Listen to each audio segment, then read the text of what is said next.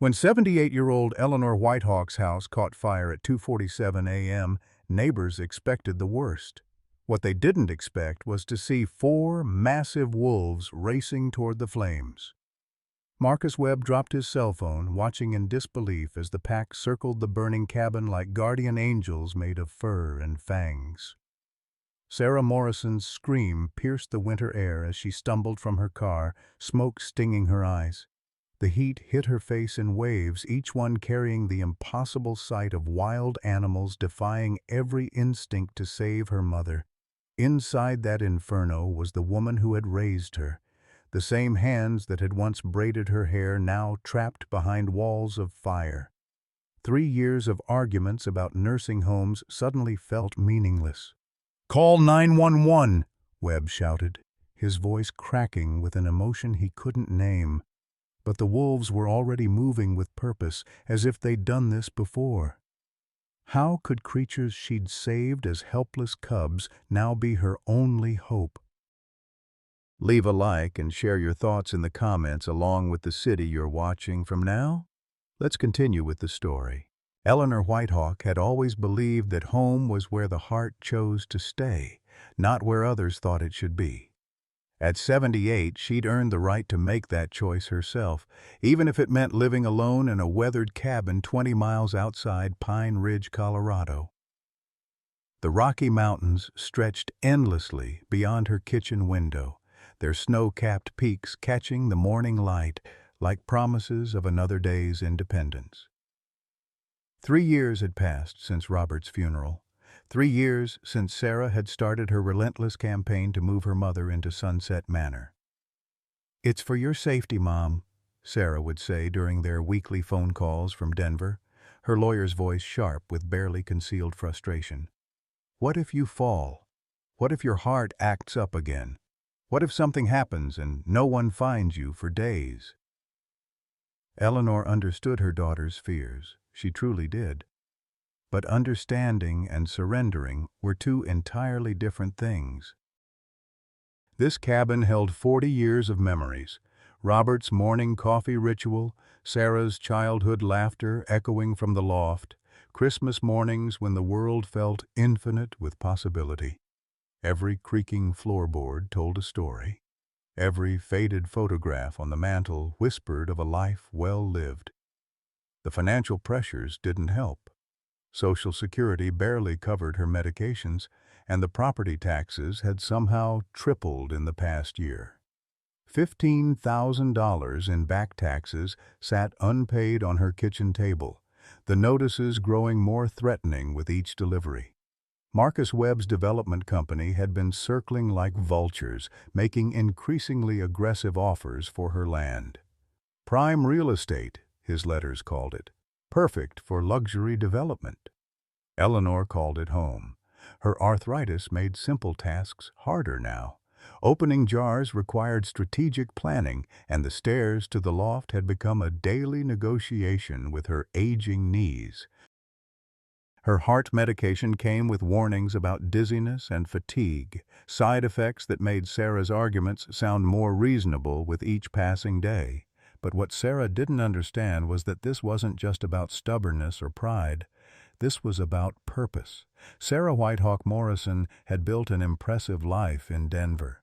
Corporate law, a corner office, respect from colleagues who feared her sharp tongue and sharper mind.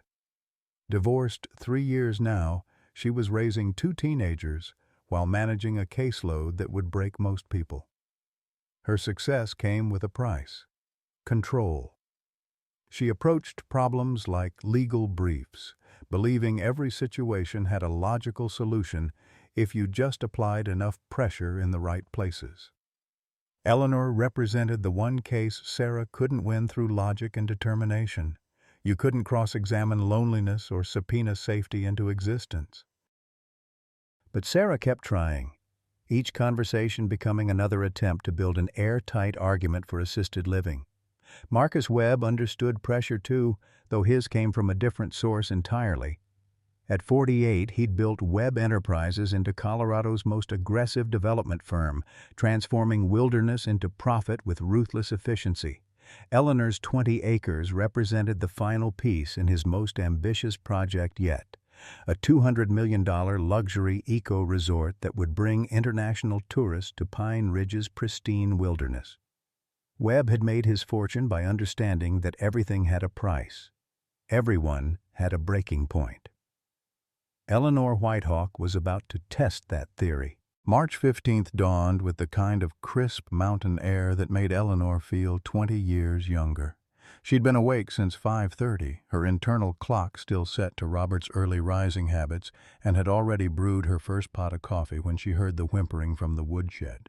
At first, she thought it might be raccoons again. They'd been getting bolder lately, probably because old Mrs. Patterson down the road had been leaving cat food on her porch.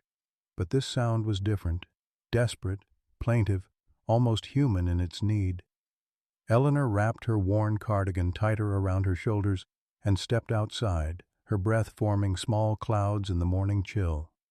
The woodshed door hung slightly ajar, and the whimpering grew louder as she approached. Her heart did that irregular flutter that her cardiologist had warned her about, but curiosity overrode caution. She'd spent 40 years studying wildlife behavior. She knew the difference between danger and distress. What she found took her breath away. 4 tiny bodies huddled together in the corner, nestled among the split logs Robert had stacked 3 autumns ago. They couldn't have been more than 6 weeks old, their eyes recently opened, their fur still bearing that downy softness of infancy. But even at this age, Eleanor's trained eye recognized what they were. The pointed ears, the longer snouts, the way they moved with an instinctive wariness. These weren't abandoned puppies. They were wolf cubs. Eleanor's mind raced through the implications. Wolves had been reintroduced to Colorado decades ago, but sightings in this area were rare. A mother would never abandon cubs this young unless something catastrophic had happened. She thought of the logging trucks that had been rumbling past her property all week, part of Webb's preliminary clearing for his resort project.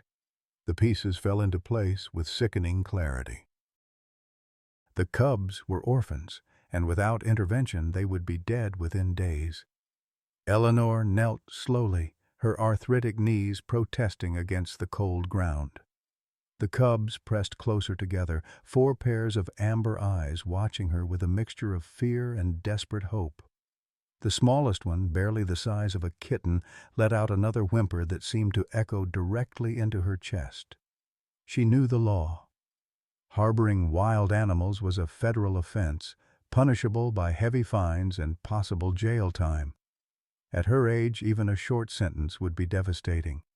Sarah would have all the ammunition she needed to declare her incompetent, to force the move to Sunset Manor, to strip away the last vestiges of her independence. But Eleanor also knew biology.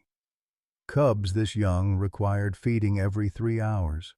They needed warmth, protection, and the kind of around-the-clock care that only a devoted mother could provide. In the wild, they would die of exposure before the day was over. Wildlife services wouldn't arrive until Monday at the earliest, and by then it would be too late. The smallest cub took a tentative step toward her, stumbling on unsteady legs. Something deep in Eleanor's chest cracked open, releasing a flood of maternal instinct she hadn't felt since Sarah was small. This wasn't about wildlife conservation or legal technicalities. This was about 4 helpless babies who needed her. Eleanor made her choice. The next few hours blurred together in a whirlwind of activity. She lined a large cardboard box with old blankets, creating a makeshift den warm enough for the cubs. A frantic call to the veterinary supply store in town yielded canine milk replacer and feeding bottles small enough for tiny mouths. The cubs took to the bottles with desperate hunger, their small bodies warming under her touch. By evening, she had transformed her living room into a nursery.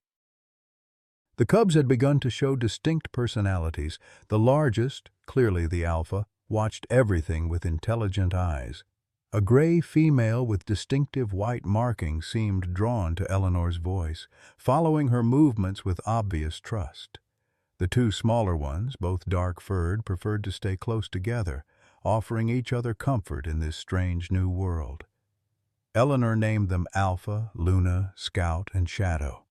The names felt right, connecting her to them in a way that made the legal risks seem less important than the moral imperative.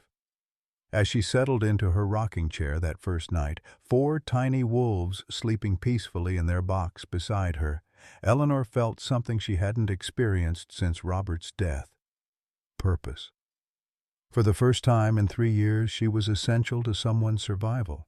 She was needed, not just tolerated or managed or worried about from a distance. She was a mother again. Outside, the wind picked up, rattling the windows with a sound like distant warnings. Eleanor pulled her blanket tighter and whispered a quiet promise to the sleeping cubs.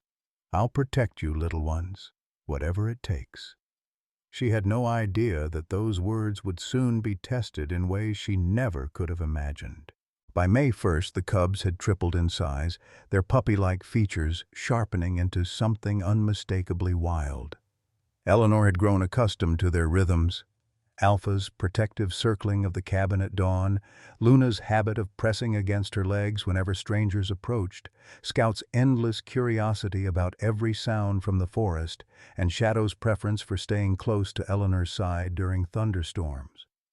What she hadn't anticipated was Jake Morrison pulling into her driveway at 7 in the morning, his ranger uniform crisp despite the early hour. Eleanor's coffee mug froze halfway to her lips as she watched him climb out of his truck, his movements careful and deliberate. Through the kitchen window, she could see Alpha's ears prick up from where the pack was resting on the porch. The wolves had learned to stay hidden when vehicles approached, but Jake's trained eye would spot the signs: oversized paw prints in the mud, chewed furniture visible through the windows, the distinct scent that even Eleanor had grown accustomed to. "Morning, Mrs. Whitehawk," Jake called out, his voice carrying that practiced neutrality that law enforcement officers perfected. "Mind if I come up?" Eleanor's heart did its irregular dance as she opened the door, positioning herself to block his view of the living room where wolf toys lay scattered across the floor. "Of course, Jake. Coffee?" Jake Morrison had always been a complicated presence in Eleanor's life. At 35, he carried himself with the quiet confidence of someone who'd found his place in the world. But Eleanor remembered the lost teenager he'd been 15 years ago. Angry, abandoned, bouncing between foster homes until the state placed him with a family in Pine Ridge. He'd found purpose in wildlife conservation, earning his ranger certification and becoming one of the most respected voices in the region. What made this morning particularly complicated was the secret Eleanor had discovered just last week. Jake Morrison was her grandson. The revelation had come through a chance conversation with Mrs. Patterson, who'd mentioned in passing that Jake had been asking questions about his birth mother. "Said he was born right here in Pine Ridge," she'd confided. "Same year Sarah had that trouble, if you know what I mean." Eleanor knew exactly what she meant. Sarah had been 16 when she'd given birth, terrified and ashamed, convinced that keeping the baby would ruin her chances at college and law school. Eleanor had supported her daughter's decision to place the child for adoption, but she'd never stopped wondering about the grandson she'd never met. Now he stood in her kitchen, badge gleaming, representing everything that could destroy the new family she'd built with 4 orphaned wolves. "I've been getting some reports," Jake said carefully, accepting the coffee mug with hands that looked startlingly like Robert's. "Neighbors hearing unusual sounds, delivery drivers mentioning large amounts of pet supplies being dropped off. Mrs. Patterson swears she saw what looked like wolves on your property." Eleanor forced her expression to remain neutral. "Mrs. Patterson also swears she saw Bigfoot in her backyard last summer." Jake's smile was brief but genuine. "True enough. But the thing is, Mrs. Whitehawk, if there were wolves on your property, That would put you in a very difficult position legally. Federal wildlife laws don't leave much room for good intentions. Behind him, Eleanor caught a glimpse of Luna's gray form slipping past the window, heading for the safety of the forest. The wolves had learned to disappear when danger approached, but their absence felt like losing a part of herself. "I understand you're doing your job, Jake," Eleanor said quietly. "But I've lived on this land for 40 years. I know what belongs here and what doesn't." Jake studied her face with eyes that held an uncomfortable intelligence. "The thing is, I also got a call from Sarah. She's worried about you living out here alone, especially with all the pressure from Webb Enterprises. She asked me to check on you regularly." The mention of her daughter sent a fresh spike of anxiety through Eleanor's chest. Sarah had been calling more frequently lately, her questions more probing. Had Eleanor been taking her medications? Was she eating properly? Had she noticed any unusual wildlife activity? "Sarah means well," Eleanor said, though the words felt like a betrayal of the wolves sleeping in her bedroom. "But I'm perfectly capable of taking care of myself." Jake set down his coffee mug and looked directly at her, his expression shifting from official to personal. "Mrs. Whitehawk, can I speak frankly? There are forces at work here that are bigger than wildlife violations. Webb has been pushing the county to declare this area unsuitable for single-family residents.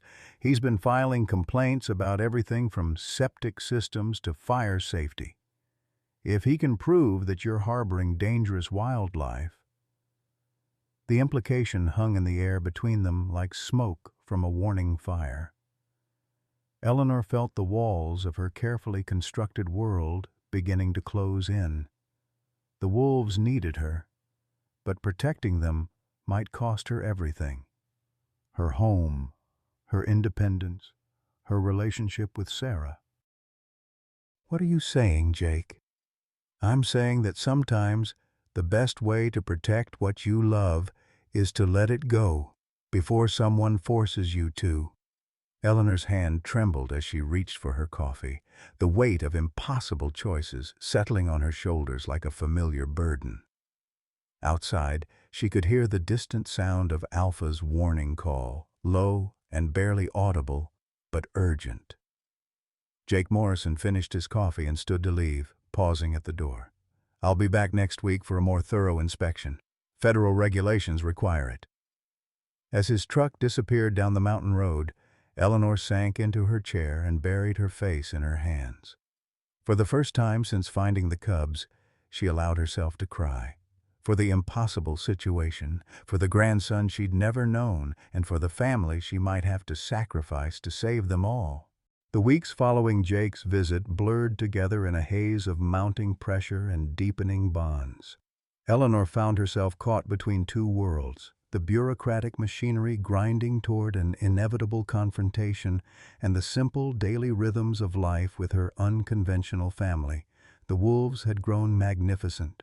At 6 months old, Alpha stood nearly 3 feet at the shoulder, his silver-gray coat gleaming with health and his amber eyes holding an intelligence that sometimes startled Eleanor with its depth. Luna had developed into a graceful hunter, her movements fluid and purposeful as she patrolled the property's perimeter. Scout lived up to his name, disappearing for hours into the forest before returning with news that only the pack understood. Shadow remained Eleanor's constant companion, seeming to sense her emotional state with an accuracy that rivaled any therapy animal. But their size made concealment increasingly difficult. Where once they could hide behind furniture or in closets when strangers approached, now their presence filled the cabin. Their howls carried farther across the valley, and their territorial markings left evidence that any trained eye could read. Eleanor had installed motion sensor cameras around the property, not for security, but to monitor the wolves' movements and ensure they stayed hidden when vehicles approached. The morning Sarah arrived unannounced, Eleanor's early warning system failed her completely. "Mom?" Sarah's voice carried from the front door, keys jingling as she let herself in. I brought lunch from that deli you like in—" The words died in her throat as she stepped into the living room and found herself face to face with Alpha, who had been napping on Eleanor's sofa. For a frozen moment, daughter and Wolf regarded each other with mutual shock. Alpha's lips pulled back slightly, not in aggression, but in the instinctive wariness he showed all strangers.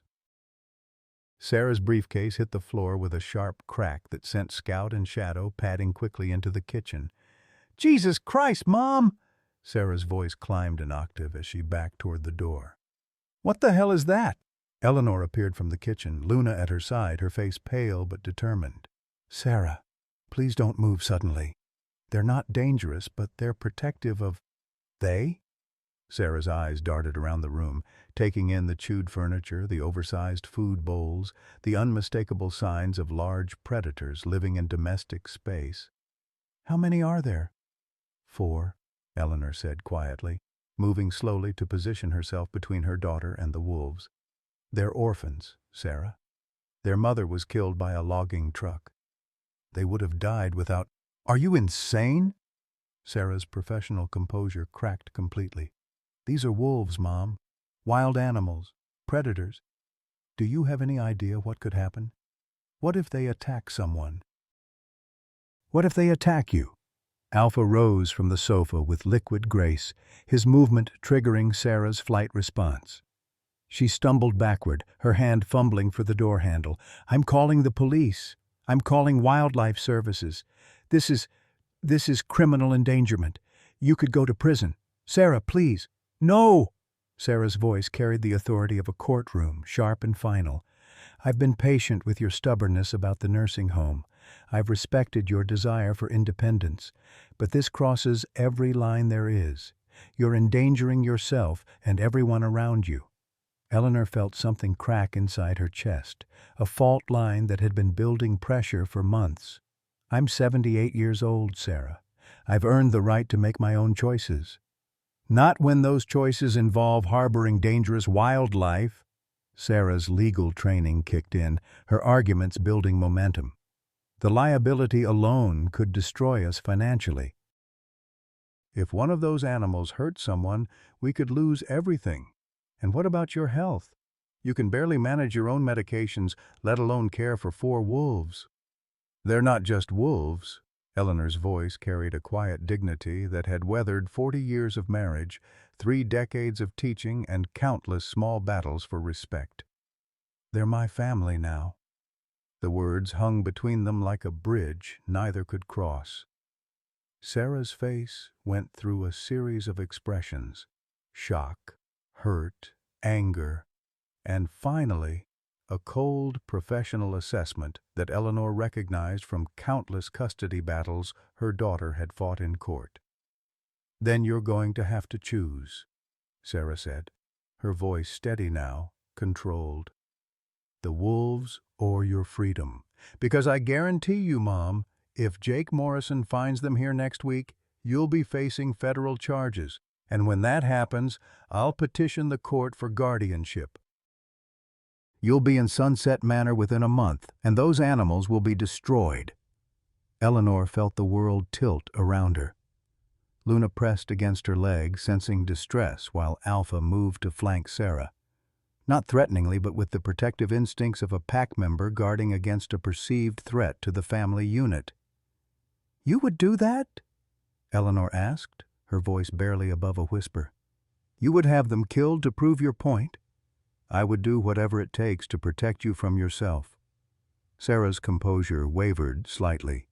"Even if you hate me for it?"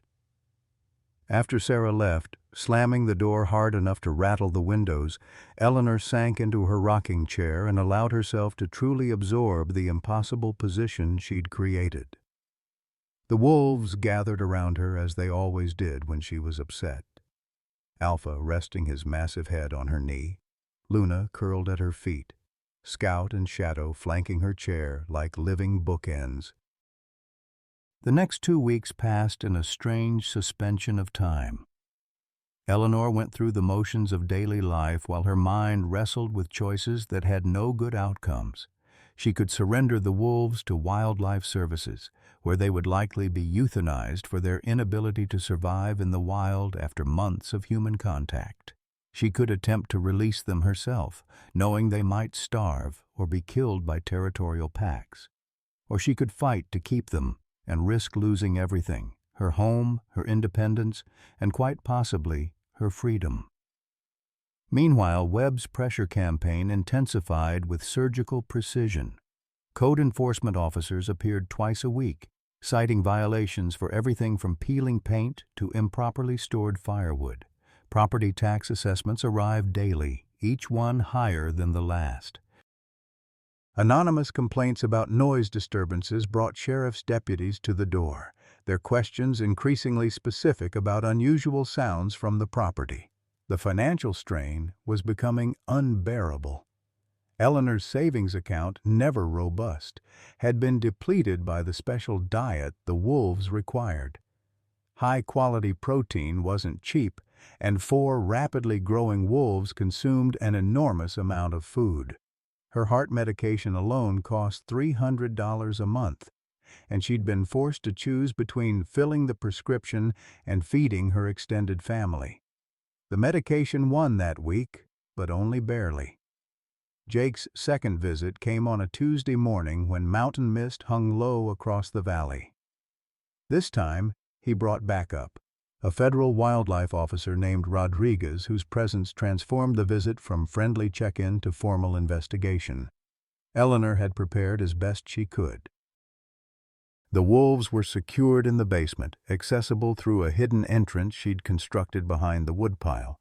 Food bowls were hidden, chew toys stored away, and she'd scrubbed every surface with bleach to mask scent markers. But Rodriguez had trained for this. His inspection was thorough and methodical, starting with photographs of scratch marks on the porch posts, too high and too deep for domestic dogs. He found tufts of fur caught on the garden fence, collected soil samples that would show unusual nitrogen levels from large carnivore waste, and documented the modified feeding station that could only serve animals much larger than any reasonable pet. "Mrs. Whitehawk," Rodriguez said finally, his voice professionally neutral, "I'm going to ask you directly, are you harboring wolves on this property?" Eleanor met his gaze steadily. "I'm caring for animals that needed help." "That's not an answer to my question." From somewhere below the floorboards came the faintest sound, Alpha's low whine as he sensed tension above. Rodriguez's head tilted slightly, his trained ear catching what an amateur might miss. "Ma'am, I'm going to need to search your basement." Eleanor's heart hammered against her ribs as she led them downstairs, knowing that discovery was now inevitable. But when Rodriguez opened the basement door, he found only stored furniture and Christmas decorations. The wolves had vanished. It wasn't until after the officers left that Eleanor discovered the truth. The wolves had somehow opened the cellar window, a feat that required both intelligence and cooperation, and escaped into the forest. She found them an hour later, waiting patiently by the old oak tree where she'd first taught them to hunt for grubs. They had saved themselves, and her. But Jake lingered after Rodriguez drove away, his expression troubled. "Mrs. Whitehawk, I need you to understand something. Rodriguez will be back with a warrant next week. When he finds what we both know he's going to find, there won't be any legal maneuvering that can help you." Eleanor studied the young man who was her grandson, seeing Robert's stubborn jaw and Sarah's intelligent eyes. "What would you do, Jake, if you were in my position?"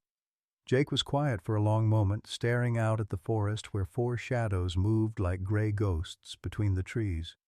"I'd probably do exactly what you're doing," he said finally, "and I'd probably pay the same price for it."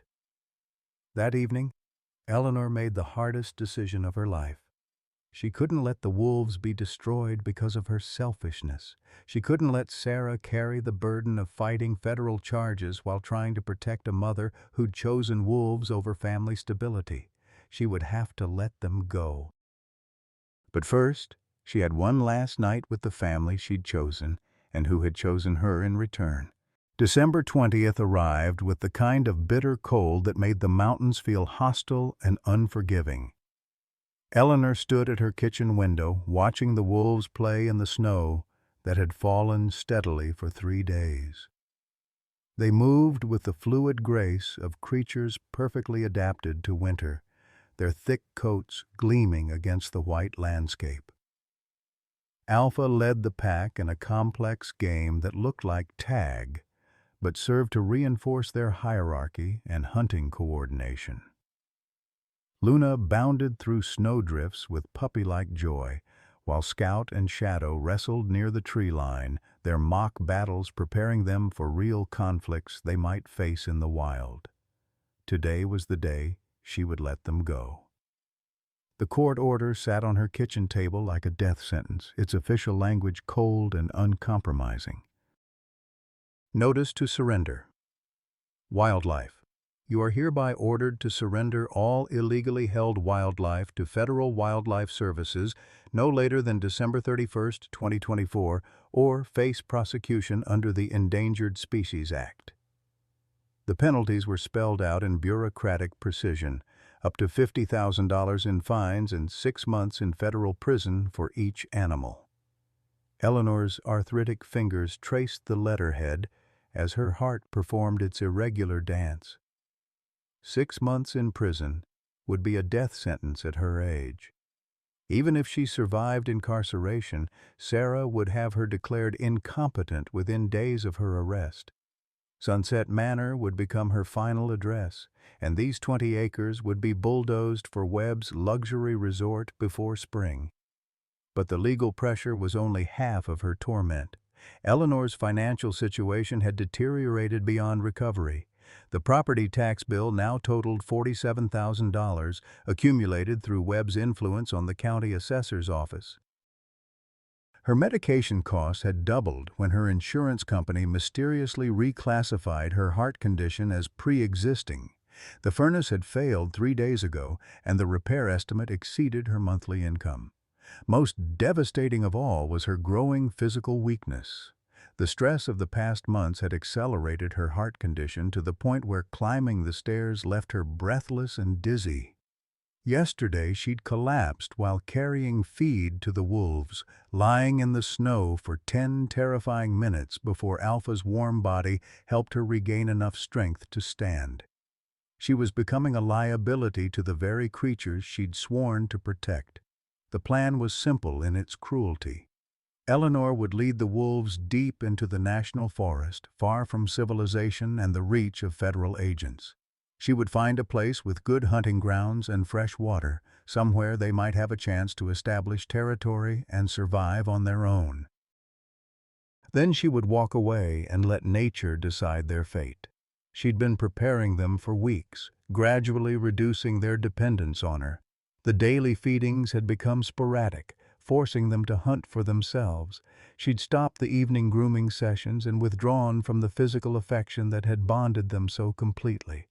The confusion in their eyes broke her heart, but she told herself it was necessary preparation for a life without human contact. At noon, Eleanor filled a backpack with emergency supplies. First aid kit, water, energy bars, flares, in case she became lost or injured. The irony wasn't lost on her that she was planning for her own survival while abandoning the animals who had given her a reason to live. She dressed in layers, knowing the temperature would drop below 0 after sunset. The wolves sensed something different in her movements. Alpha paced restlessly around the cabin, his amber eyes tracking her every motion with increasing agitation. Luna pressed against Eleanor's legs whenever she stopped moving, whimpering softly in a way that sounded heartbreakingly like questions. Scout and Shadow flanked the door, as if their presence could prevent whatever departure they sensed approaching. "Come on, babies," Eleanor said, her voice cracking despite her efforts to stay strong. "Time for a walk." The word walk usually triggered excitement, but today the wolves responded with cautious reluctance. They followed her into the forest, but their body language was subdued, uncertain. Alpha kept circling back to check on Eleanor's pace, while Luna stopped frequently to look back toward the cabin as if asking whether they'd forgotten something important. Eleanor led them deeper into the wilderness than they'd ever traveled together, following game trails she remembered from her research days 40 years earlier. The snow was knee-deep in places, and her progress was slow and laborious. Each step required careful planning to avoid hidden obstacles or unstable footing. The wolves moved ahead and behind her like a protective convoy, their natural grace making her human limitations feel pathetic by comparison. After 2 hours of hiking, they reached a clearing beside a stream that remained unfrozen due to underground springs. The area showed signs of deer and elk activity, tracks in the snow, browsing marks on trees, the kind of game density that could support a wolf pack if they were skilled enough hunters. Eleanor's research mind cataloged the advantages automatically: fresh water, natural shelter in nearby caves, sufficient prey base, distance from human habitation. It was perfect. It was also goodbye. Eleanor sat on a fallen log and opened her backpack, pulling out a final meal for each wolf, premium steak she'd bought with money intended for her heart medication. They ate with enthusiasm, unaware that this generosity was actually a farewell gift. As they consumed their feast, Eleanor memorized every detail: the way Alpha methodically demolished his portion, Luna's delicate approach to eating, Scout's habit of burying half his food for later, Shadow's protective positioning near Eleanor's feet. When the meal was finished, Eleanor stood and began walking deeper into the forest, away from the stream and the wolves. "Stay here," she commanded, using the firm voice she'd developed during their training. "Stay." The wolves followed anyway. Eleanor tried again, walking farther and repeating the command with increasing desperation. "Stay. You have to stay here." But they simply couldn't understand why their pack leader was trying to abandon them. Alpha padded along beside her, occasionally bumping against her hand in the gesture that had always meant, "Let's go home together." By the third attempt, Eleanor was crying openly, her tears freezing on her cheeks in the sub-zero air. The wolves clustered around her, sensing her distress and responding with the pack's instinctive comfort behaviors. Luna pressed her warm body against Eleanor's legs. Shadow nuzzled her hand with the gentle persistence he'd shown as a cub. Scout brought her a stick, as if playing could solve whatever was causing her obvious pain. "You don't understand," Eleanor sobbed, sinking to her knees in the snow. "I can't take care of you anymore. I'm not strong enough. I'm not young enough. They're going to take you away and kill you because of me." Alpha approached her with the slow, deliberate movement he used when hunting, but instead of stalking prey, he was stalking comfort. He rested his massive head on her shoulder and released a sound Eleanor had never heard before, a low, complex vocalization that seemed to combine whine, growl, and something almost like speech. It was the sound of a creature trying to communicate across the species barrier, trying to say something desperately important that human language couldn't accommodate. The other wolves joined in, creating a harmony of wild voices that echoed through the winter forest like a song of belonging. They were telling her, in the only way they could, that pack bonds weren't broken by difficulty or danger. They were telling her that family meant staying together regardless of the consequences. Eleanor buried her face in Alpha's thick fur and felt her resolve crumble completely. She couldn't do it. She couldn't abandon them any more than she could cut off her own arm. These weren't just animals she'd rescued, they were her children in every way that mattered. They had chosen her as completely as she had chosen them. As darkness fell and the temperature plummeted, Eleanor made the decision that would seal all their fates. "Come on," she whispered, struggling to her feet with Alpha's help. "Let's go home." The journey back to the cabin took 3 hours in the dark, with Eleanor stumbling repeatedly on the uneven terrain. The wolves guided her path, their night vision compensating for her human limitations. When they finally reached the porch light that had guided them home, Eleanor collapsed into her rocking chair and accepted the truth she'd been fighting for months. She would rather face federal prison than live without her family. She would rather lose everything than betray the creatures who had trusted her completely. Tomorrow, Rodriguez would return with his warrant and find exactly what he was looking for. But tonight, they were still together. Tonight, they were still home. Eleanor fell asleep in her chair with 4 wolves curled around her feet, their combined warmth the only thing standing between her and the cold that was already seeping through the walls of her old cabin. December 31st arrived with a silence so profound it felt ominous. Eleanor woke at dawn to find the world transformed by a blizzard that had blown in during the night, burying her cabin under 3 feet of fresh snow.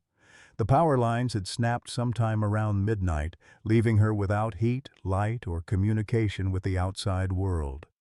Her breath formed clouds in the frigid air as she wrapped herself in every blanket she could find, the arthritic pain in her joints intensified by the bone-deep cold. The wolves had sensed the storm's approach before the Weather Service ever issued warnings. They'd spent yesterday, restless and agitated, pacing the cabin with an energy that spoke of ancient instincts reading atmospheric pressure and electromagnetic changes. Now they huddled together near the dead fireplace, their thick winter coats providing insulation that Eleanor's aging body couldn't match. Without electricity, the well pump had failed, leaving her without running water. The space heaters that had supplemented her failing furnace were useless metal boxes. Most critically, her cell phone had died during the night, and the landline was buried under snow-heavy branches that had torn the connection from the house. She was completely cut off from the world, trapped in a steadily cooling cabin with 4 wolves and a heart condition that required medication she'd run out of yesterday. Eleanor tried to start a fire in the old stone fireplace, but her hands shook too violently to manage the matches. The simple task that Robert had performed effortlessly for decades now seemed impossibly complex. Alpha watched her fumbling attempts with obvious concern, occasionally nudging her elbow with his nose as if offering encouragement. By noon, the temperature inside the cabin had dropped to 40 degrees. Eleanor's lips had taken on a bluish tint that she recognized from her nursing training as an early sign of hypothermia.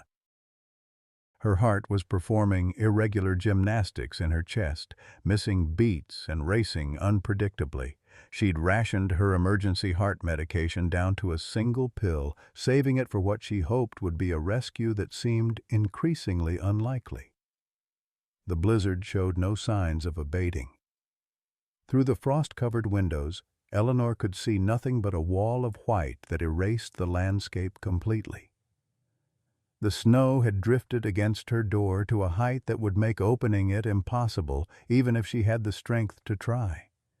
She was entombed in her own home, and her body was beginning the slow shutdown that came with extreme cold and cardiac stress. At 2 o'clock, Eleanor collapsed while trying to retrieve more blankets from the bedroom. She simply ran out of strength halfway across the living room, her knees buckling as her vision grayed around the edges. She found herself on the floor, unable to summon the energy to stand, her heart hammering against her ribs like a caged bird. The wolves responded immediately. Alpha and Scout flanked her sides, their body heat creating a pocket of warmth that helped clear her vision. Luna pressed against her back, while Shadow curled around her feet, all 4 animals working together to share their body heat with their failing pack leader. Their instinctive understanding of hypothermia treatment probably saved her life in that moment, but Eleanor knew she was dying. The combination of extreme cold, cardiac stress, and complete isolation was creating a perfect storm of medical crisis. Without her medication, her heart was struggling to maintain adequate circulation. Without heat, her body was beginning to shut down non-essential systems to preserve core temperature. Even if the storm ended today, even if rescue came immediately, she might not survive long enough to benefit from help. She thought about Sarah, probably trapped in Denver by the same storm system, unaware that her mother was facing her final hours. She thought about Jake, who might attempt a rescue if he knew about her situation, but who could easily die in the attempt. She thought about Webb, whose relentless pressure had contributed to this moment of crisis, and wondered if he would feel any guilt when they found her body. Most of all, she thought about the wolves. What would happen to them when she was gone? Would they try to survive in the cabin until their hunger drove them back to the wild? Would they understand enough to break out through a window when her body began to decompose? Or would they simply lie down beside her and refuse to leave, choosing loyalty over survival in the way that defined their species?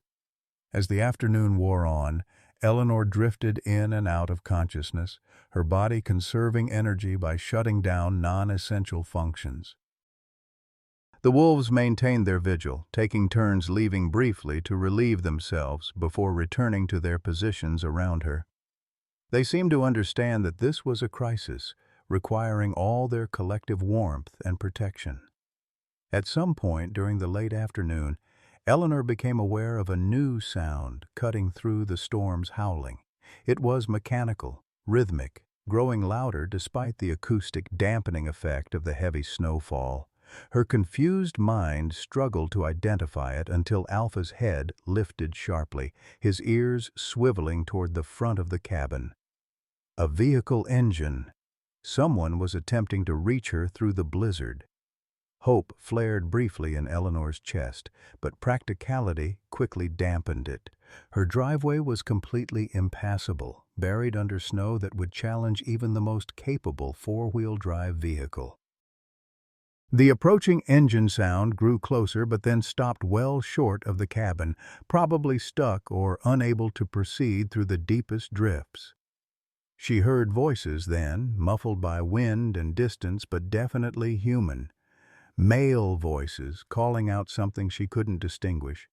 The wolves heard them too, their bodies tensing with the alert stillness they showed when unknown humans approached their territory.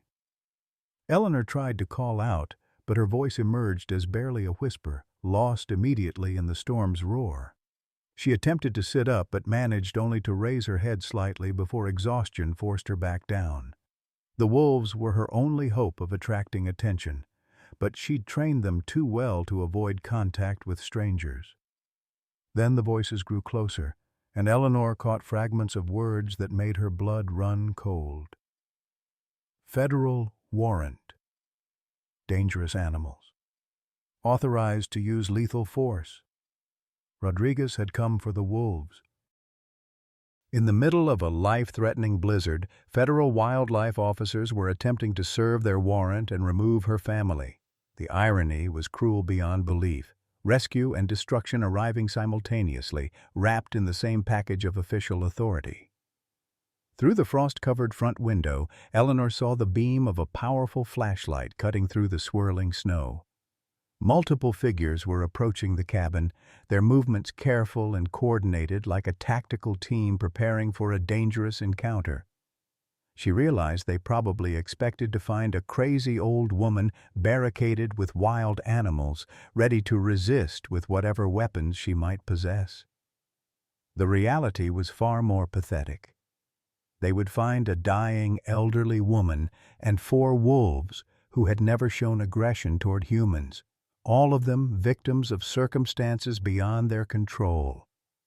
Alpha's low growl vibrated through the floorboards as the footsteps reached the porch. The other wolves moved to defensive positions, not threatening but alert, ready to protect their pack even though they didn't understand the nature of the threat. Eleanor wanted to tell them to run, to escape through the back window and disappear into the forest, but she lacked the strength to speak above a whisper. The banging on the front door was loud enough to shake the entire cabin.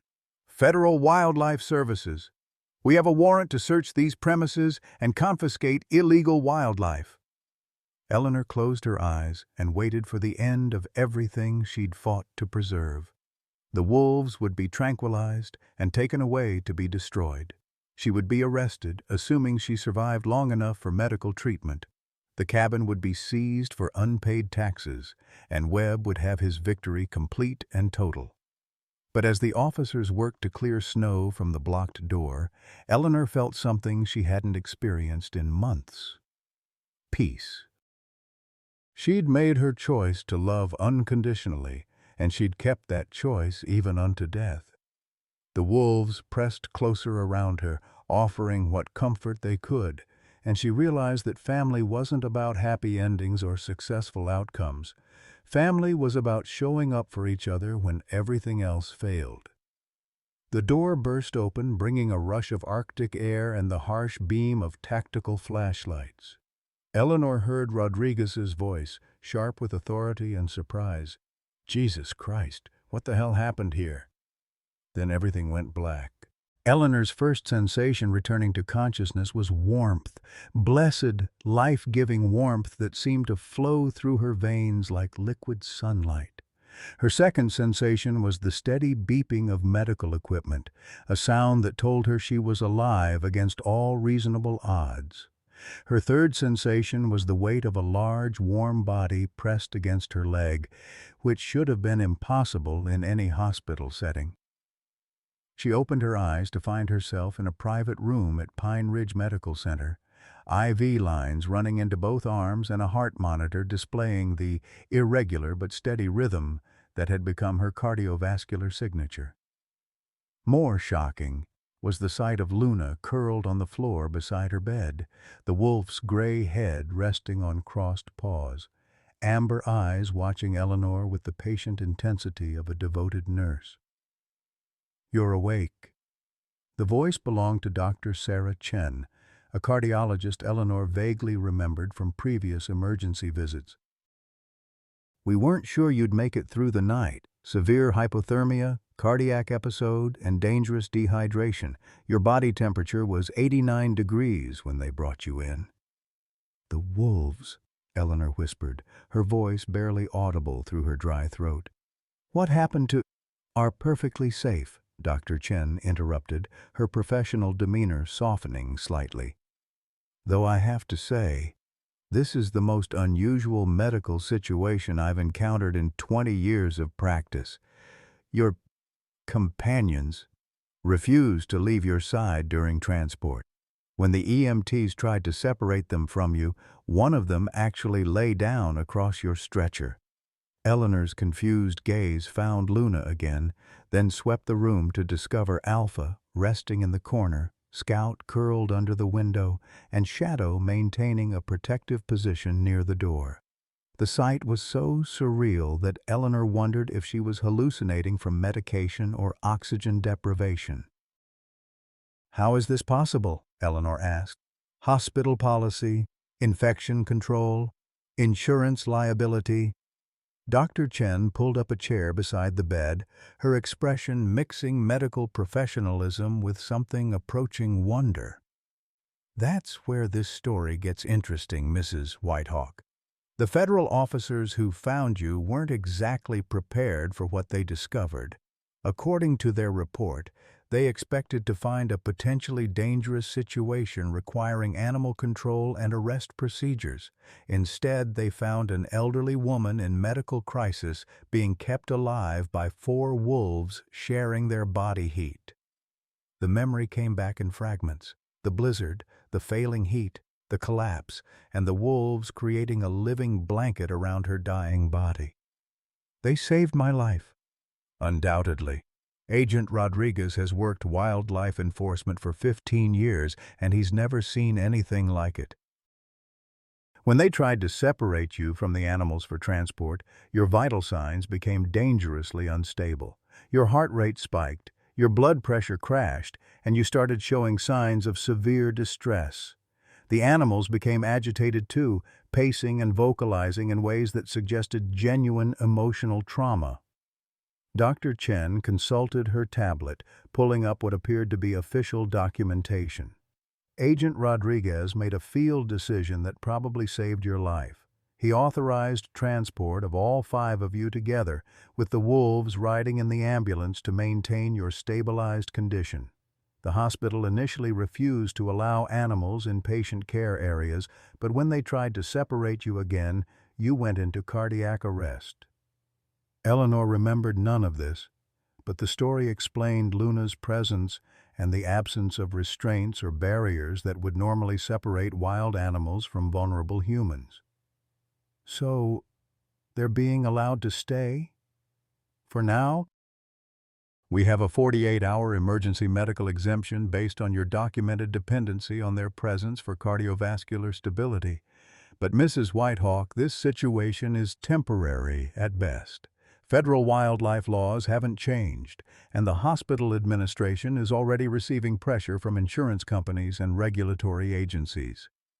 The door opened to admit Jake Morrison, his ranger uniform replaced by civilian clothes that suggested he wasn't here in any official capacity. His face bore the exhaustion of someone who'd spent days navigating bureaucratic nightmares while fighting personal battles. "Eleanor," he said, relief evident in his voice.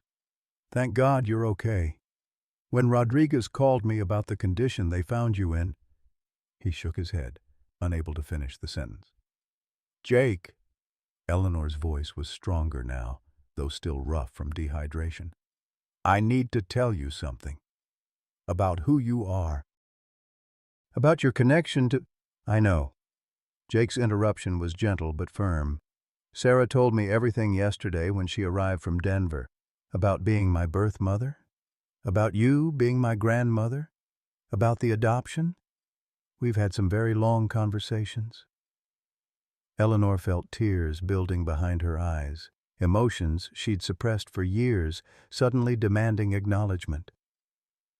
"I wanted to tell you so many times, but Sarah made me promise. You don't need to explain or apologize. You both did what you thought was best at the time." Jake moved closer to the bed, his presence somehow making the room feel safer. "Right now, we need to focus on the immediate crisis. Rodriguez has been fielding calls from Washington all morning. There are people in the Federal Wildlife Service who want to make an example of this case, regardless of the unusual circumstances." "What kind of example?" Jake exchanged glances with Dr. Chen before answering. "Full prosecution under the Endangered Species Act, federal prison time, massive fines, and immediate destruction of the wolves. They're arguing that your case proves the dangers of unauthorized wildlife rehabilitation and that lenient treatment would encourage similar violations." The words hit Eleanor like physical blows. After everything they'd survived together, after the wolves had literally saved her life, the government still intended to tear their family apart and execute her children for the crime of loving a human being. "However," Jake continued, his tone shifting to something more hopeful, "there are also people who recognize the extraordinary nature of this situation. The story has gone viral on social media. Wildlife biologists from 3 universities want to study your relationship with the wolves. Animal behaviorists are calling it a documented case of interspecies emotional bonding that could revolutionize our understanding of human-animal relationships." Dr. Chen pulled out her phone and showed Eleanor a news headline. "Wolves save elderly woman who raised them from cubs. Federal government decides their fate." The article had been shared over 200,000 times in less than 24 hours.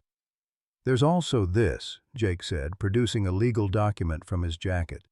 "Sarah has been busy. She's filed an emergency petition with the federal court for a special exemption based on the medical necessity of keeping you and the wolves together. She's assembled an impressive legal team pro bono, environmental lawyers, animal rights advocates, constitutional attorneys arguing religious freedom and elderly rights." Eleanor struggled to process the magnitude of what was happening.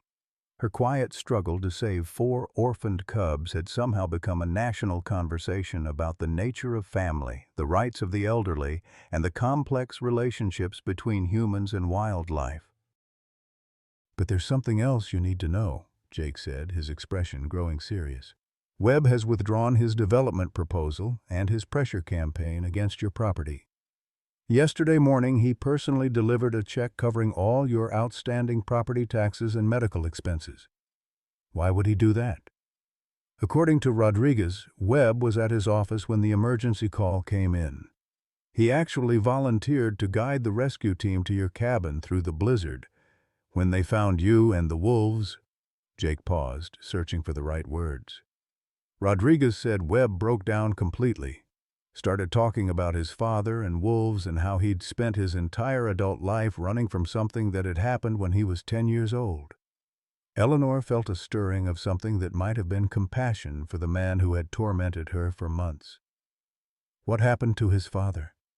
Car accident during a blizzard 38 years ago. Webb's father swerved to avoid hitting a wolf pack crossing the road. The car went into a ravine and his father died protecting animals that most people would have run down without thinking twice. Jake sat heavily in the visitor's chair. Webb told Rodriguez that seeing you and the wolves together made him realize he'd become everything his father would have despised. The room fell quiet, except for the steady beeping of Eleanor's heart monitor and the soft breathing of 4 wolves who had somehow become the center of a national debate about love, law, and the definition of family. Eleanor looked at each of her rescuers, Luna still maintaining her bedside vigil, Alpha alert and protective, Scout and Shadow creating a living barrier between their pack leader and any potential threats. "What happens now?" Eleanor asked. Dr. Chen checked her watch. "The federal court hearing is scheduled for tomorrow morning. Until then, you remain under medical observation with your unusual support team. After that, the decision moves to people with law degrees and political agendas." Jake leaned forward, his expression intense with the kind of determination Eleanor recognized from her own reflection during the hardest moments of the past months. "Eleanor, I want you to know that whatever happens tomorrow, you're not facing this alone anymore. You have family now. Human family who should have been supporting you all along." As if responding to his words, Luna lifted her head and fixed Jake with the steady, evaluating gaze she typically reserved for potential pack members.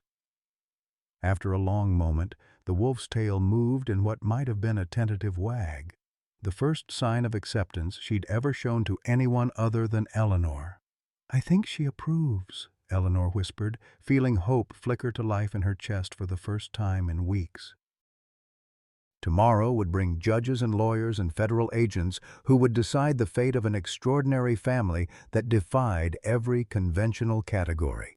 But tonight, they were together, they were safe, and they had allies in a fight that had already changed all their lives in ways none of them could have imagined. The federal courthouse in Denver had never seen anything quite like the scene that unfolded on the morning of January 15th. Media vans lined the street for 3 blocks, their satellite dishes pointed skyward like metallic flowers, reaching for signals that would carry Eleanor's story around the world. Protesters held signs reading, "Families don't need papers," and "Love has no species," while counter-protesters demanded, "Enforce wildlife laws and public safety first." Eleanor sat in the defendant's chair wearing her best dress, a navy blue outfit Sarah had brought from her closet, with Luna lying quietly at her feet. The court had granted an unprecedented accommodation, allowing 1 wolf to remain with Eleanor after her cardiologist testified that separation caused dangerous cardiac episodes. The other 3 wolves waited in a climate-controlled transport vehicle outside, under the watchful care of Jake and a team of volunteer veterinarians. Judge Patricia Hawthorne, a 60-year-old federal judge with a reputation for strict constitutional interpretation, surveyed the packed courtroom with an expression that revealed nothing of her thoughts. Eleanor had researched the judge online and knew she was facing a woman who had ruled consistently in favor of federal wildlife enforcement, who had sentenced environmental activists to lengthy prison terms, and who showed little patience for emotional appeals that challenged established law. The federal prosecutor, Assistant U.S. Attorney Michael Stevens, presented his case with the methodical precision of someone confident in both law and precedent. "Your Honor, The Endangered Species Act exists to protect wildlife populations, not to accommodate individual preferences for exotic pets. Mrs. Whitehawk's actions, however well-intentioned, violated federal law in ways that could establish dangerous precedents for wildlife conservation nationwide. Stevens displayed photographs of the wolves, magnificent creatures who looked nothing like domestic animals, alongside statistics about wolf attack incidents and testimonials from neighbors who had felt threatened by their presence. The defendant has harbored 4 wolves for 9 months without permits, without proper facilities, and without regard for public safety. These animals, despite their current docile behavior, remain apex predators capable of causing serious injury or death. Eleanor watched the prosecutor systematically dismantle every emotional argument in favor of cold legal logic. The law was clear. Her violations were documented. The potential dangers were real, even if they hadn't materialized. By every conventional measure, she was guilty and deserved the maximum penalties. Then Sarah rose to present the defense, and Eleanor saw her daughter transformed into something she'd never witnessed before. A mother fighting for her family with every tool in her considerable arsenal. "Your Honor," Sarah began, her voice carrying the authority of someone who had spent decades commanding courtrooms. "This case represents far more than a simple wildlife violation. It represents a fundamental question about the nature of family, the rights of elderly Americans, and the proper limits of federal power when it conflicts with documented medical necessity." Sarah's presentation was masterful in its layered complexity. She began with the medical evidence. Dr. Chen's testimony about Eleanor's life-threatening cardiac episodes when separated from the wolves documented proof that the animals had literally saved Eleanor's life during the blizzard, and expert witness statements from cardiologists explaining the physiological connection between emotional stress and heart failure in elderly patients. Mrs. Whitehawk did not choose to violate federal law, Sarah argued. She chose to save 4 dying infants, and in doing so, she created a bond that has become medically essential to her survival. Forcing separation would be tantamount to a death sentence for a 78-year-old woman whose only crime was compassion. But Sarah's true genius lay in her expansion of the case beyond individual circumstances to broader constitutional principles.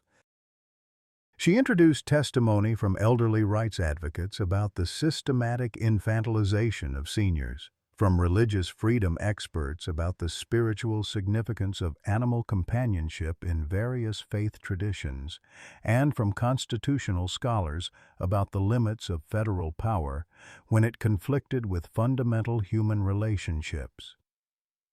"Your Honor," Sarah continued, her voice rising with controlled passion, "the government is asking this court to destroy a family. Not a conventional family, perhaps, but a family nonetheless, bound by love, mutual dependence, and demonstrated sacrifice. Luna, the wolf at my mother's feet, has never shown aggression toward any human being. Instead, she has shown the kind of loyalty and devotion that humans often fail to demonstrate toward their own species." The most powerful moment came when Sarah played security footage from the hospital, showing the wolves' behavior during Eleanor's medical crisis. The video captured Luna's gentle response to Eleanor's distress, Alpha's protective positioning during examinations, and Scout and Shadow's patient vigil outside the treatment room. These were not wild predators waiting for an opportunity to attack. They were family members responding to a loved one's suffering. Sarah's final argument struck at the heart of American values in ways that transcended partisan politics. "Your Honor, we are a nation founded on the principle that families have the right to remain together when they pose no threat to public safety. We've established legal precedents protecting unconventional families of every description. We've recognized that love, not biology, defines the bonds that matter most." Mrs. Whitehawk's family may be unusual, but it embodies the same values of loyalty, sacrifice, and mutual care that we celebrate in any functional family unit. The prosecutor's rebuttal focused on practical concerns about precedent and public safety. If the court ruled in Eleanor's favor, what would prevent others from claiming emotional bonds with dangerous wildlife? How could federal agencies maintain control over protected species if individual circumstances could override established law? What about the rights of neighbors who lived in fear of predators in their community? Judge Hawthorne called a 2-hour recess to review the unprecedented legal questions raised by the case. During the break, Eleanor sat in a small conference room with Luna, Sarah, and Jake, surrounded by legal documents that would determine their future. The weight of uncertainty was crushing. Months of struggle and sacrifice reduced to a single decision by a judge who had never demonstrated sympathy for cases like theirs. "Whatever happens," Eleanor said quietly, "I want you both to know that I've never been prouder to be your family." Sarah's composure cracked slightly, tears threatening to undermine the professional facade she'd maintained throughout the hearing. "Mom, I'm sorry it took me so long to understand what these wolves mean to you. I was so focused on keeping you safe that I never considered what made you feel alive." Jake reached across the table to squeeze Eleanor's hand. "You taught me something about family that I never learned in all my years in foster care. Family isn't about blood or legal documents. It's about choosing to show up for each other when everything else falls apart." When court reconvened, Judge Hawthorne's expression remained unreadable as she prepared to deliver her ruling. Eleanor felt her heart hammering against her ribs, the irregular rhythm that had become her constant companion during months of stress and uncertainty. This case presents the court with an unprecedented conflict between federal wildlife law and individual circumstances that challenge our conventional understanding of family relationships, Judge Hawthorne began. The law is clear regarding unauthorized possession of protected wildlife. Mrs. Whitehawk's actions constitute a violation of the Endangered Species Act, regardless of her motivations or the extraordinary circumstances that followed. Eleanor's heart sank as the judge's words seemed to signal inevitable defeat. Luna pressed closer against her legs, sensing distress in ways that still amazed medical professionals studying their bond. "However," Judge Hawthorne continued, her tone shifting subtly, "the court must also consider the broader constitutional and humanitarian issues raised by this case. The evidence demonstrates that these animals pose no threat to public safety, that they have formed an unprecedented bond with the defendant, and that forced separation would constitute a serious threat to Mrs. Whitehawk's health and survival." The judge paused, her gaze moving from Eleanor to the packed courtroom filled with reporters, advocates, and ordinary citizens whose lives had been touched by this extraordinary story. "The court hereby grants a special federal exemption allowing Mrs. Whitehawk to maintain custody of the 4 wolves under strict conditions: regular veterinary inspections, behavioral monitoring by wildlife experts, and immediate surrender if any animal shows signs of aggression toward humans. This exemption is granted based on the unique medical necessity documented in this case and should not be construed as precedent for future wildlife violations." Eleanor felt the world shift around her as the implications of the ruling became clear.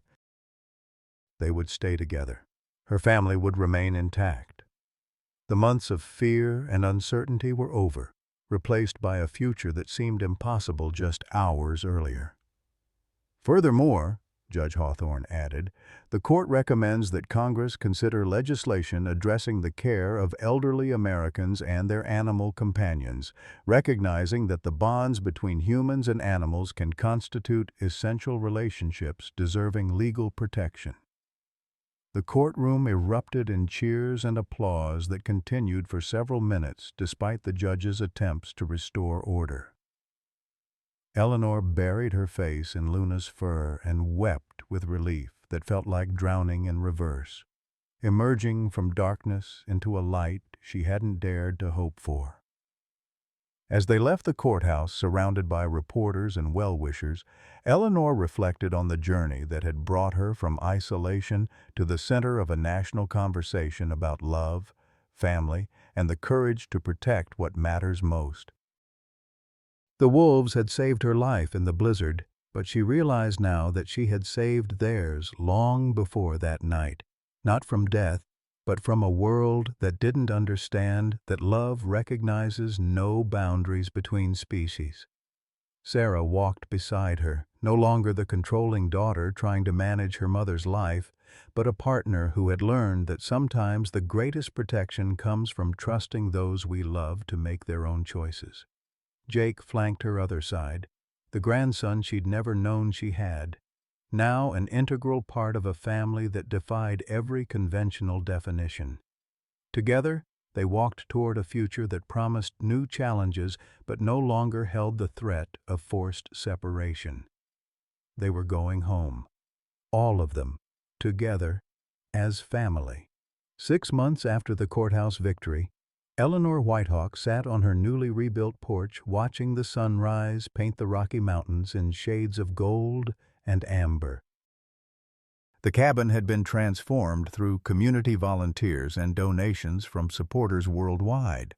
Reinforced walls, modern heating system, and specially designed outdoor enclosures that allowed the wolves freedom while maintaining the safety protocols required by federal oversight. Alpha, now fully mature at 120 pounds, lounged in the morning sun with the regal bearing of a creature who had found his place in the world. Luna maintained her position closest to Eleanor's rocking chair, amber eyes alert for any sign that her human family member might need assistance. Scout and Shadow had claimed the porch steps as their territory, creating a living barrier between Eleanor and the outside world that somehow managed to appear both protective and welcoming. The morning ritual had become Eleanor's favorite part of each day. Coffee in her favorite mug, a gift from Sarah that read "World's Most Stubborn Mom," surrounded by the quiet breathing of 4 creatures who had redefined her understanding of family. The peace was profound but earned through struggle that had tested every assumption about love, law, and the meaning of home. Sarah's rental car crunched up the gravel driveway at precisely 8 o'clock, as it had every Saturday morning since the court ruling. But instead of arriving alone, today she brought passengers, 2 teenagers who climbed out of the car with the cautious excitement of young people encountering something beyond their previous experience. "Mom, I'd like you to meet your great-grandchildren," Sarah called out, her voice carrying a joy that Eleanor hadn't heard since Sarah was a child herself. "This is Emma, she's 16, and this is David, he's 14.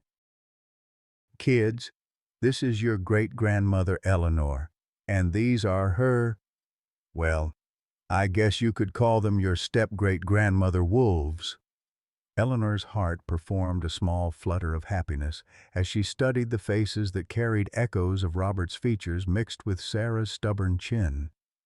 Emma approached with teenage bravado, masking obvious nervousness, while David hung back with the self-consciousness of a boy caught between childhood and manhood. "Are they really tame?" Emma asked, extending a tentative hand toward Luna, who regarded the teenager with the patient assessment she reserved for potential new pack members. "They're not tame," Eleanor corrected gently. "They're family. There's a difference. Tame suggests breaking something wild into submission. Family means choosing to care for each other despite natural instincts that say you shouldn't." Luna's careful approach to Emma demonstrated the wisdom of Eleanor's distinction. The wolf allowed the girl to touch her head briefly before stepping back. Acceptance without surrender. Friendship within boundaries that respected her essential nature. Jake's arrival in his new forestry service truck added the final piece to Eleanor's expanding family portrait. He'd been promoted to Regional Wildlife Coordinator following the publicity from Eleanor's case, his unique understanding of human-animal relationships, making him invaluable in developing new policies for wildlife management in populated areas. "The university researchers are coming this afternoon," Jake announced, climbing the porch steps with the easy familiarity of someone who belonged here. "Dr. Martinez wants to document the wolves' social integration patterns for her study on interspecies emotional bonding. Apparently, your family has become a case study for animal behavior programs across the country." Eleanor smiled at the irony. Her desperate attempt to save 4 orphaned cubs had somehow evolved into a research opportunity that was changing scientific understanding of animal consciousness and emotional capacity. Universities were citing the White Hawk Pack in papers about human-animal relationships, while wildlife rehabilitation programs were developing new protocols based on her unconventional methods. "Speaking of research," Sarah added, settling into the porch chair that had become her regular seat, "I have news about the foundation." The Eleanor Whitehawk Foundation for Elderly Animal Companionship had grown from a simple legal defense fund into a national organization advocating for the rights of seniors to maintain relationships with their animal companions. Inspired by Eleanor's case, they were supporting dozens of elderly Americans facing similar challenges, seniors threatened with eviction for keeping pets in supposedly pet-free housing, elderly veterans whose therapy animals were being challenged by bureaucratic regulations, and older adults whose animal companions were being seized by well-meaning family members who didn't understand the life-sustaining nature of these relationships. "We've received a grant from the National Institute on Aging to study the health benefits of animal companionship for elderly Americans," Sarah continued. "The preliminary research is extraordinary, Mom. Seniors with strong animal bonds show significantly lower rates of depression, better cardiovascular health, and improved cognitive function. Your wolves aren't just your family, they're literally keeping you healthy." Eleanor wasn't surprised by the research findings. She felt stronger and more vital at 79 than she had at 75, before the wolves entered her life. Her heart medication had been reduced twice as her stress levels decreased, and her sense of purpose increased. The arthritic pain that had once limited her mobility was now manageable, possibly because 4 energetic wolves required her to stay active and engaged with the world around her. More importantly, the isolation that had been slowly killing her spirit had been replaced by connection, not just with the wolves, but with a community of people who had rallied around her story. Letters arrived daily from supporters around the world, sharing their own stories of meaningful relationships with animals and expressing gratitude for her courage in fighting for what seemed impossible. "There's something else," Jake said, his tone shifting to the careful neutrality he used when delivering news that might be challenging. "Webb wants to meet with you." Eleanor's coffee mug paused halfway to her lips. Marcus Webb had disappeared from public view following his emotional breakdown during the rescue operation his development company sold and his aggressive land acquisition campaign abandoned. Reports suggested he was undergoing intensive therapy to address childhood trauma, but Eleanor hadn't expected him to seek direct contact. What does he want? To apologize, primarily, but also to discuss something he calls restorative action. He's been working with environmental lawyers to establish a conservation easement on all the land he previously wanted to develop. Apparently, he wants to create a wildlife sanctuary dedicated to his father's memory. Eleanor considered this development while watching Alpha's ears track the movements of a hawk circling overhead. The idea of Webb's transformation from antagonist to potential ally felt almost too convenient, like a fairy tale ending that reality rarely provided. But she'd learned that people were capable of profound change when confronted with truths about themselves they'd spent decades avoiding. "I'll meet with him," Eleanor decided, "but here with my family present. If he wants forgiveness, He can ask for it in the presence of those he tried to destroy. The afternoon brought Dr. Martinez and her research team, equipped with cameras and monitoring equipment designed to document the pack's social behaviors. Eleanor had grown accustomed to being studied, understanding that her unusual family served a larger purpose in advancing scientific understanding of interspecies relationships. What continued to amaze the researchers was the wolves' apparent understanding of human emotional states and medical needs. Luna's ability to detect Eleanor's cardiac episodes minutes before symptoms became apparent to humans had led to breakthroughs in training service animals for elderly care. Alpha's protective instincts had evolved to include all family members, treating Sarah and Jake with the same gentle vigilance he showed toward Eleanor. The most remarkable aspect, Dr. Martinez explained while filming Scout's interaction with David, is their ability to modify their behavior based on individual human needs. They're more gentle with Eleanor due to her age and health, more playful with the teenagers, and more respectful of boundaries with adults they don't know well. This suggests a level of social intelligence that challenges everything we thought we knew about wolf cognition. As evening approached and the researchers packed their equipment, Eleanor found herself surrounded by the extended family that had grown from her simple decision to save 4 orphaned cubs. Sarah was helping Emma with homework while keeping one eye on David's cautious attempts to befriend Shadow. Jake was reviewing foundation paperwork with the focused attention of someone who had found his life's calling in protecting relationships like Eleanor's. The wolves moved through this domestic scene with the fluid grace of creatures who belonged completely, their wild nature intact but integrated into something larger than survival. They had become bridges between worlds, ambassadors for their species while maintaining their essential wolf identity. "You know what I've learned?" Eleanor said to no one in particular, her voice carrying across the porch as stars began to appear in the darkening sky. "Love doesn't diminish when you share it across species, it multiplies. These wolves didn't take anything away from my love for you, Sarah, or you, Jake. They just taught me that my heart was bigger than I ever imagined." Sarah looked up from Emma's homework, her eyes bright with understanding that had taken months to develop.